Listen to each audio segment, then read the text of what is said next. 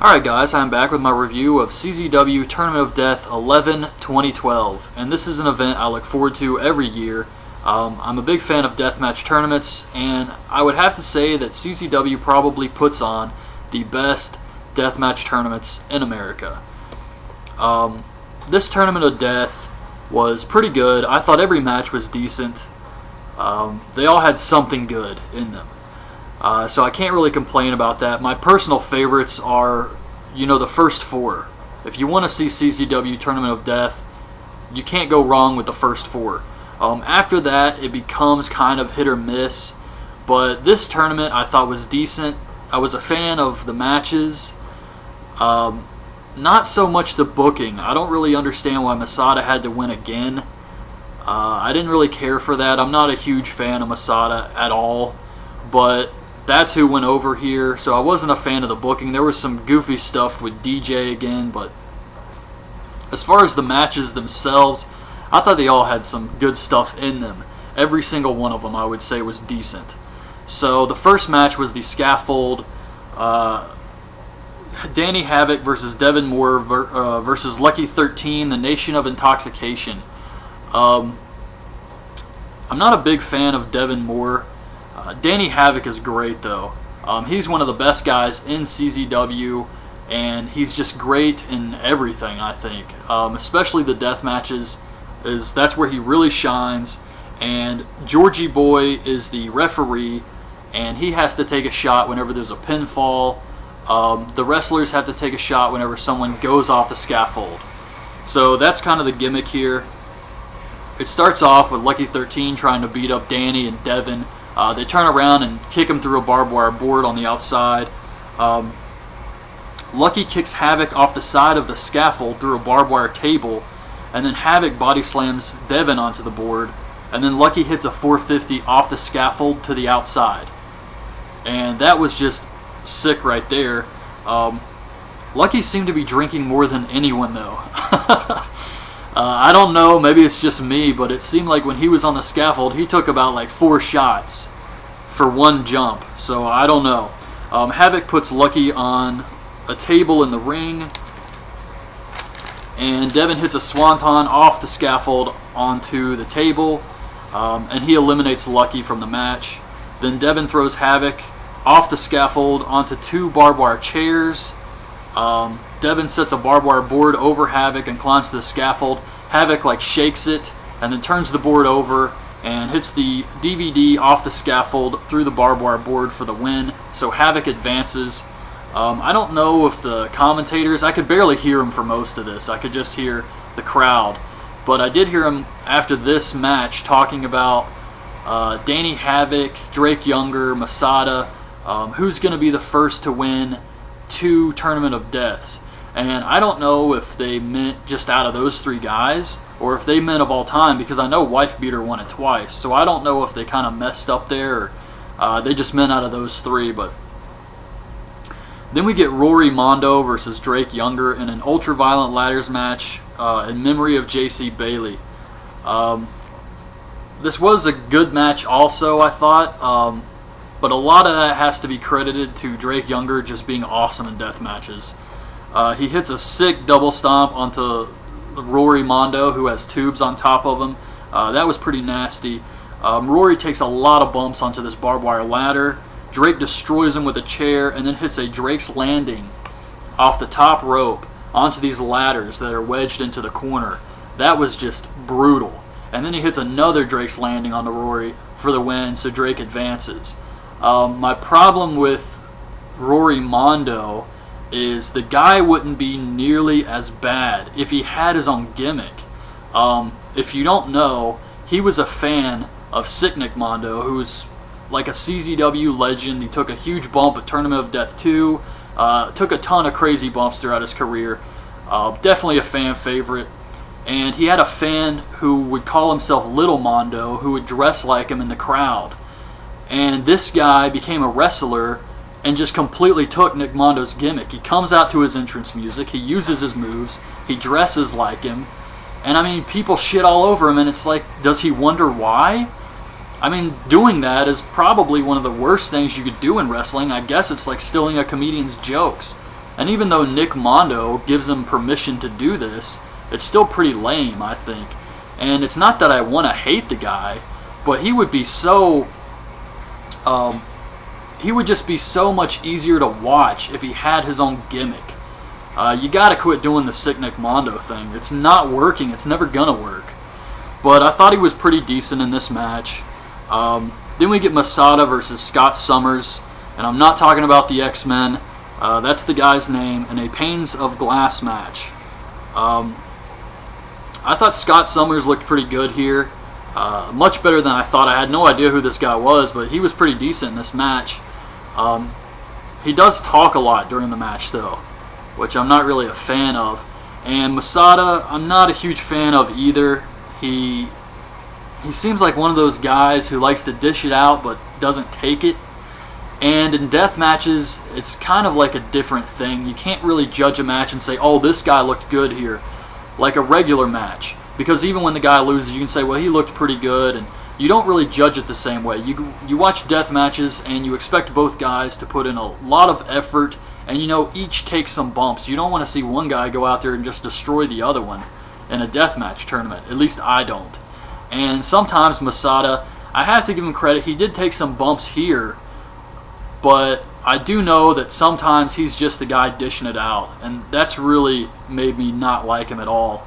He does have a unique look, and I thought it was much better in this year's Tournament of Death, but sometimes I just don't care for him. Sometimes he's alright. It's really weird. And can he get a bigger lip ring? I mean, that thing is huge. Why is it so big? I don't know. Maybe it's some type of fashion thing Masada's got going on, but that lip ring is freaking huge, man. So, Masada goes through a pane of glass, then Summers goes through one. Summers actually goes for a dive over the top rope, and Masada's holding up a pane of glass, and Summers just jumps over it onto Masada. That was pretty damn sick. I didn't know how that was going to go. Sometimes those panes of glass don't break, and I was like, holy shit, man, I just hope this thing breaks, and it did, luckily. Masada hits a pile driver onto some cinder blocks on Summers, and just rips the top of the guy's head off. Oh my god, this was disgusting. Because after the match, you can see Summers has like a huge hole in his head. They show some backstage footage. And the guy's just got like a hole in the top of his head. And the only thing I can think happened was when Masada hit that pile driver and then fell back, like, oh, the top of his head like scraped along the cinder blocks. It's fucking disgusting, but... So then Masada hits a Death Valley driver onto the cinder blocks and gets the win. So Masada advances. Summers cuts a promo on Masada afterwards, and like I said, it showed some footage of them fixing his head. And I don't know. Scott Summers is a guy I wouldn't mind seeing again in CZW. Then we get Matt Tremont versus Abdullah Kobayashi in Ultraviolent Bats and Tubes. Both guys are fan favorites here. They both start the match biting into light tubes. They trade headbutts, and then Tremont just starts gushing blood. I don't know what the hell happened here. He's got a gash. I guess he bladed and just went crazy. Because Kobayashi advances, so the only thing I'm thinking here is Tremont said, this is my only match in the tournament. I'm going to go out with a bang and just cut the shit out of his forehead. Because this wound is just pouring blood. Looks like something out of a horror movie. They hit a suplex through a bat of light tubes. They have thumbtack bats, barbed wire bats, Kinzen bats. So Tremont's going to the top rope, and then DJ Hyde comes out, hits him from behind with a bunch of tubes. Tremont refuses to give up. He refuses to stay down, and Kobayashi just starts throwing all the bats at him. Every single bat just starts tossing them at him. And then he hits the Baka elbow for the win, so Kobayashi advances. The whole thing about this Tournament of Death is that Tremont had to win Tournament of Death to get a shot at DJ Hyde. And he obviously didn't, so I just assume that they're going to save DJ versus Tremont for Cage of Death. That's the only thing that makes sense. I think Cage of Death, Tournament of Death, and Best of the Best are their biggest shows, and they've been building this feud for so long. I can only see it going till Cage of Death, so I assume that's where they're going to book this thing. I really expected Tremont to win this Tournament of Death, though, besides Masada winning again. I mean, you want to make a new guy. I know Tremont he's still kind of new, but he's made a huge name for himself, and he's one of those breakout stars. And right now in deathmatch tournaments, there's not a lot of them. So it's very rare to get a good star like a Danny Havoc or a Drake Younger, and you have that with Matt Tremont. You know, you don't want to blow it with him. But instead they give it to Masada again, and I know I'm not the only one who's not a huge fan of Masada. Then we get Ryan Slater versus Joe Gacy in a Fans Bring the Weapons match. This is non-tournament. These guys were tag partners. I think it was Proving Grounds where they broke up, and so this is kind of like a grudge match. They had fork bats, sandpaper bats, tack bats, of course light tubes, a microwave. Slater hits the back of his head on the microwave, and then again on the bottom of the ring when he takes he falls off the top rope, or gets tossed out to the outside, and then he falls and hits his head on the ring, and I was like, man, this poor guy just keeps busting his head. Gacy beats the crap out of him. I don't know what happened. I don't know if Slater hit him hard and got stiff with him and it pissed him off, but he just, for a second, goes off on this guy. Just beats the crap out of him. Hits a power bomb onto Slater through a coffee table of tubes and tacks. Slater's back is just a ton of red dots all over it after this bump.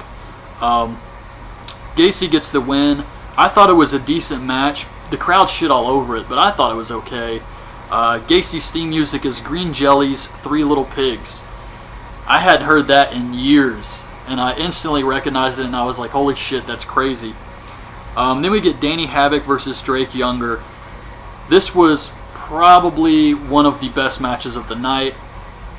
I'd have to say I really enjoyed Masada Kobayashi, this match, and the Scaffold match. So this one was really good. Drake hits a spine buster on Havoc into a sharpshooter. He takes this pit, and Havoc takes this bucket of stuff, and he dumps it into the pit, and it's just broken glass and light bulbs. And he takes a spine buster from Drake Younger into this pit, and then Drake puts him in a sharpshooter. I thought it was a great spot. Then he suplexes him into that crap.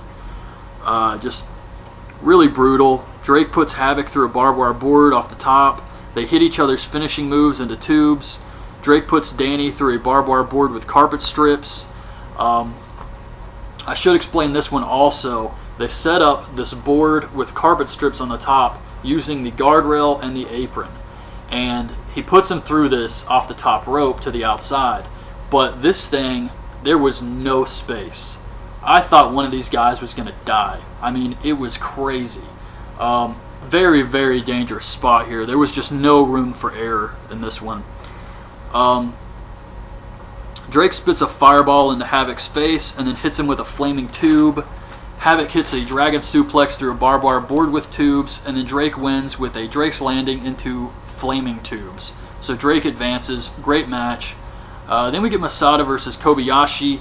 Champion versus champion. Masada's CZW champion. Kobayashi's BJW champion. This was one of my favorite matches. I'm not really sure what it was, but it just really clicked. Everything about this match just clicked together.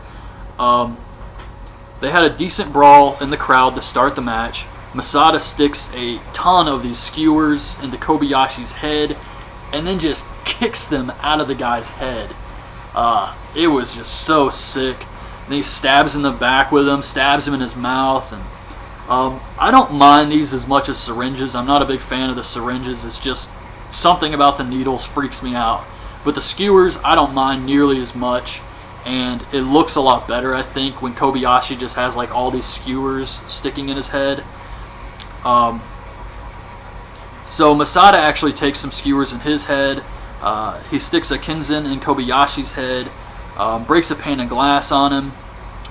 He puts a bed of nails over Kobayashi, breaks some cinder blocks on top of it, and then hits a moonsault onto the bed of nails, pinning Kobayashi and getting the win. So Masada advances. This spot was really sick though, because the cinder blocks, the bed of nails is kind of like crooked over Kobayashi's body. So he takes a cinder block and slams it on top, and then breaks another one on top. And then when he goes for the moonsault, there's still a piece of cinder block sitting on top of this bed of nails. And I was just thinking, man, that's going to hurt when he comes down because he's going to land right on that cinder block. But he looked okay, and he advanced from the match. I would have to say this was my favorite match of the entire night. So then we get the finals, Drake Younger versus Masada, and of course, Deej has to come out. He says Masada's unable to compete. And then you see these officials backstage telling Masada not to come out. And he's coming out anyway. So they were trying to set up some angles here. DJ doesn't sanction the match. He's like, alright, you guys want to wrestle? I'm not sanctioning this. This has nothing to do with Delaware Commission or CZW. So the finals finally start. It's no rope barbed wire. They got water jugs. They got tubes. These spider web barbed wire things set on the outside. Both sides of the ring. Drake takes a nasty suplex onto the barbed wire ropes. Masada just picks him up and drops him chest first into the barbed wire, and it just looked really disgusting. Drake is kind of hung into it. It's like his leg just scrapes the barbed wire, and it looks like his chest is stuck in this thing. It was just a very sick spot. They both take bumps into the spider web. Drake wraps Masada into barbed wire, and Masada spears Drake, and they both land in the spider web.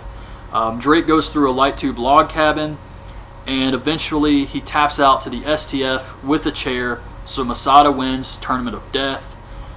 Afterwards, and I have no idea why, Matt Tremont attacks DJ with a light tube. I couldn't even see it, the camera wasn't watching, but I could tell what happened from the sound and the broken glass. So DJ is trying to bring out the trophy. Tremont hits him with a light tube, and he's just staring at him. DJ looks at him, says, "Don't ever touch me," or something. Tremont walks away, and then DJ proceeds to just come to the ring anyway. Like, what the hell was the point of this? I know they're trying to set up a spot for later, but I don't know if Tremont jumped the gun or what happened. All I know is there was a fan saying, "I saw you at the Elks Lodge. I saw you at the Elks Lodge," to DJ. So DJ gets in the ring. He says Masada's the first to win back-to-back Tournament of Death. DJ says Masada didn't beat him, clotheslines him. All the wrestlers come out, beat up Deej. Lucky hits a double stomp off the top rope onto some tubes on DJ's body. And then Kobayashi hits a Baka elbow onto DJ. And they carry him to the back. And that was it. Larry Legend says that, "Please everyone stay, don't leave, because DJ has to go to the hospital." Apparently what had happened was during the double stomp, some tubes cut into DJ's stomach, and everybody was freaking out thinking he had to go to the emergency room, so they were trying to tell everyone to stay calm. This is not a work, this is serious business. DJ needs to go, so can you please not drive away because we have to have room for the ambulance. But as it all turned out, everything is okay. DJ Hyde is still alive. It wasn't as bad as they thought, I guess. So yeah, that was it. That was the end of Tournament of Death 11 2012. I thought it was a pretty good show. You can get it on Hybrid ENT for like $15, and it's not bad. Not the best Tournament of Death I've ever seen, but definitely not the worst either. So yeah, I thought it was a decent show. Wish somebody else went over. Probably just Tremont, DJ Hyde. They could have still built up to something later on with that, but yeah, overall I thought it was a decent show. So that's my review of Tournament of Death. Hope you guys liked the video. Leave your thoughts on this show in the comments below, and thanks for watching.